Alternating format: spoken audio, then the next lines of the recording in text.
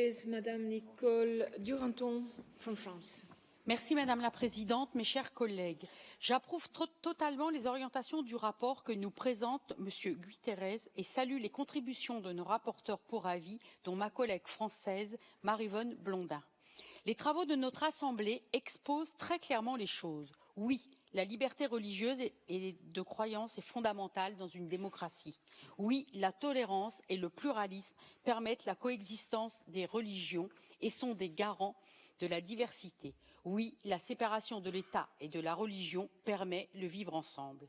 Dès lors, le rapport a raison de l'affirmer. Il y a incompatibilité entre la Convention européenne des droits de l'homme et la déclaration du Caire sur les droits de l'homme en islam, qui affirme la primauté de la charia.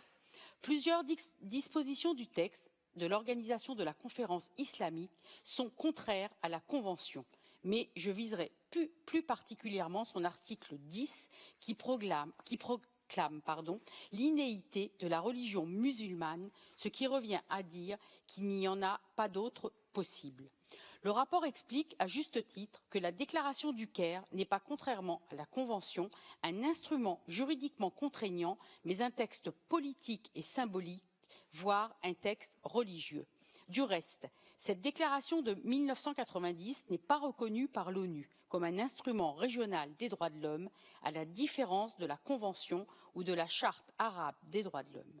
Je note d'ailleurs que la Turquie, pourtant signataire de la déclaration du Caire, accorde une place prépondérante au principe de laïcité et n'applique pas la charia. Il n'en demeure pas moins que la déclaration du Caire se présente comme une alternative à la Déclaration universelle des droits de l'homme, à laquelle elle ne faisait d'ailleurs pas référence, non plus qu'à la Charte des Nations unies.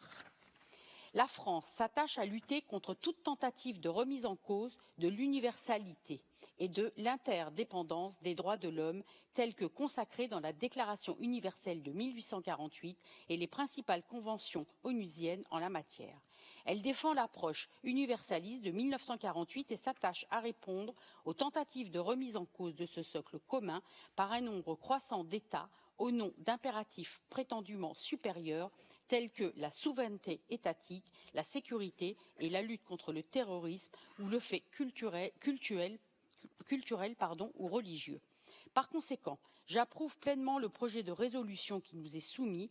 Rien n'est d'ailleurs figé, comme le montre l'exemple développé dans le rapport du territoire français de Mayotte, dont la départementalisation en 2011 a conduit à une adaptation du statut civil de droit local jusqu'à leur emprunt de droit musulman aux principes républicains. Je vous remercie.